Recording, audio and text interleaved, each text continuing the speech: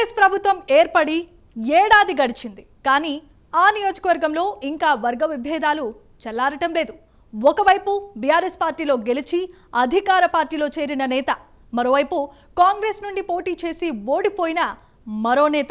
ఇరు పక్షాల మధ్య పచ్చగడ్డి వేస్తే భగ్గుమని స్థాయికి చేరిందా? ఎమ్మెల్సీ ఎన్నికల వేళ ఒకరిపై మరొకరు పార్టీ అధిష్టానానికి ఫిర్యాదులు చేసుకుంటున్నారా? ఆ ఇద్దరి నేతల మధ్య కార్యకర్తలు ఇబ్బందులు పడుతున్నారా? ఇప్పుడు ఆ నియోజకవర్గం రాజకీయం ఎందుకు అందరి దృష్టిని ఆకర్షిస్తోంది?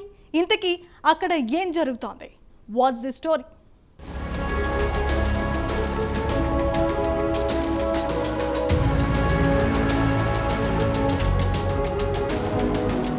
కాంగ్రెస్ ప్రభుత్వం ఏర్పడి ఏడాదిన్నర గడుస్తోంది. అయినా కామారెడ్డి జిల్లా బాన్సువాడ నియోజకవర్గంలోని కాంగ్రెస్ ముఖ్య నేతల మధ్య ఇటీవల మాటల యుద్ధం కొనసాగుతోంది.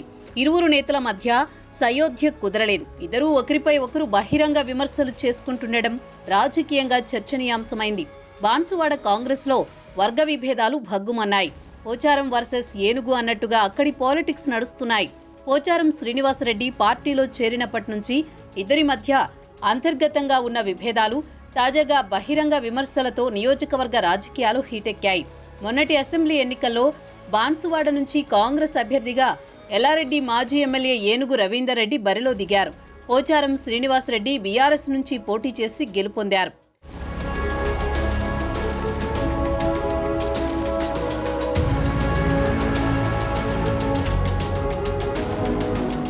కాగా బాన్సువాడ అభివృద్ధి కోసమే కాంగ్రెస్లో చేరానని పోచారం చెబుతున్నారు. అయితే తమపై అక్రమ కేసులు పెట్టించిన ఆయనను పార్టీలోకి ఎలా తీసుకుంటారని ఏనుగు రవీందర్ రెడ్డి వర్గం ప్రశ్నిస్తోంది. అంతేకాకుండా అతని వర్గీయులు పార్టీ అధిష్టానానికి పలుమార్లు ఫిర్యాదులు చేసినట్టు టాక్ వినిపిస్తోంది. అయితే అసెంబ్లీ ఎన్నికల తర్వాత బాన్సువాడ కాంగ్రెస్ ఇన్ఛార్జిగా ఉన్న కాసుల బాలరాజ్, మాజీ ఎమ్మెల్యే ఏనుగు రవీందర్ రెడ్డి, కాంగ్రెస్ పార్టీలో చేరిన ఎమ్మెల్యే పోచారం వర్గీయులు గ్రూపులుగా విడిపోయినట్టు తెలుస్తోంది.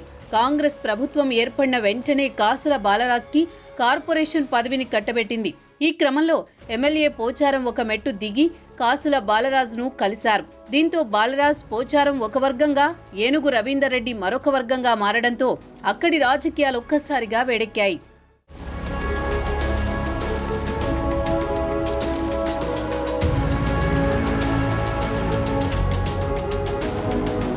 పదేళ్ల బీఆర్ఎస్ పాలనలో బాన్సువాడలో తమ కార్యకర్తలపై అక్రమ కేసులు పెట్టారంటూ కాంగ్రెస్ నాయకులు ఆరోపిస్తున్నారు. అలాంటి పోచారంను ఎలా పార్టీలోకి తీసుకుంటారని పార్టీ అధిష్టానానికి ఫిర్యాదులు చేశారని ప్రచారం జరుగుతోంది.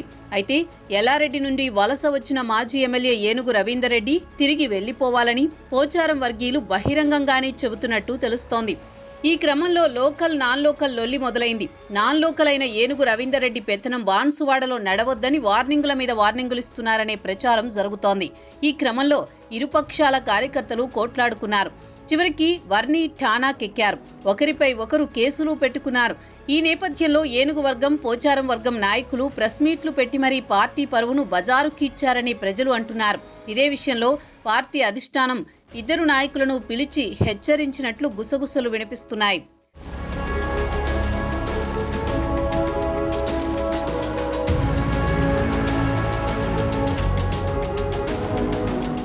అయితే 2024 లోక్సభ ఎన్నికల్లో జహీరాబాద్ పార్లమెంటు సెగ్మెంట్లో బాన్సువాడ నుండి కాంగ్రెస్కు మెజారిటీ లీడొచ్చినట్లు తెలుస్తోంది. దీంతో ఎంపీ నిధుల నుండి బాన్సువాడ నియోజకవర్గానికి 6,50,00,000 రూపాయలు ప్రొసీడింగ్స్ ఇచ్చారనే ప్రచారం జరుగుతోంది. విషయం తెలుసుకున్న ఎమ్మెల్యే పోచారం శ్రీనివాసరెడ్డి ఆ నిధుల విడుదల కాకుండా అడ్డుకున్నారని ఆరోపణలు వినిపిస్తున్నాయి. ఇదే క్రమంలో వర్ణి మండలం మోస్రాలో పోచారం వర్గీయులు సమావేశం ఏర్పాటు చేశారు. దీంతో ఎమ్మెల్యే పోచారం వస్తున్నారనే సమాచారంతో ఏనుగు వర్గీయులు ఎంపీ ఇచ్చిన నిధుల గురించి అడగడానికి వెళ్లారని పార్టీ వర్గాలు చెబుతున్నాయి. అయితే ఇరు వర్గాల మధ్య వాగ్వాదం చోటు చేసుకుంది. దీంతో పోలీసులు రంగంలోకి దిగి ఇరు వర్గాలను సముదాయించడంతో గొడవ సద్దుమణిగింది.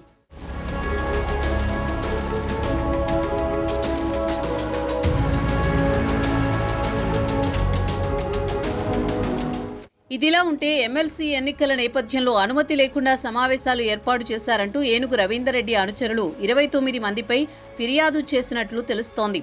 అదేవిధంగా ఎమ్మెల్యే పోచారం ఒత్తిడితోనే పోలీసులు అక్రమ కేసులు బనాయించారని కూడా ఆరోపిస్తున్నారు. ఇందులో భాగంగానే ఏనుగు రవీందర్ రెడ్డి ఆధ్వర్యంలో జిల్లా ఇన్ఛార్జి మినిస్టర్ జూపల్లి కృష్ణారావును కలిశామని వారు చెబుతున్నారు. అంతేకాకుండా శ్రీనివాస్ రెడ్డి అకారణంగా తమపై కేసులు పెట్టిస్తున్నారని, ఎంపీ నుండి వచ్చిన నిధులను అడ్డుకున్నారని ఎమ్మెల్యేపై ఫిర్యాదు చేశారు.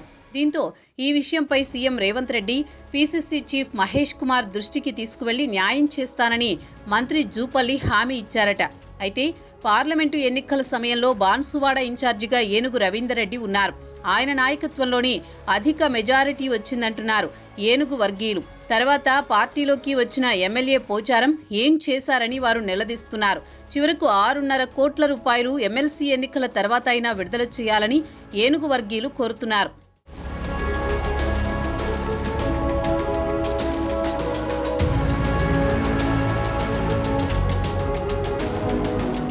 బాన్సువాడ కాంగ్రెస్ పార్టీలో గ్రూపు తగాదాలు తారాస్థాయికి చేరాయి. దీంతో రానున్న లోకల్ బాడీ ఎన్నికల్లో ఆ ప్రభావం ఉంటుందని అంటున్నారు రాజకీయ విశ్లేషకులు. ఇద్దరి నేతల మధ్య గొడవలకు ఫుల్ స్టాప్ పడుతుందా లేదా అనేది వేచి చూడాలి.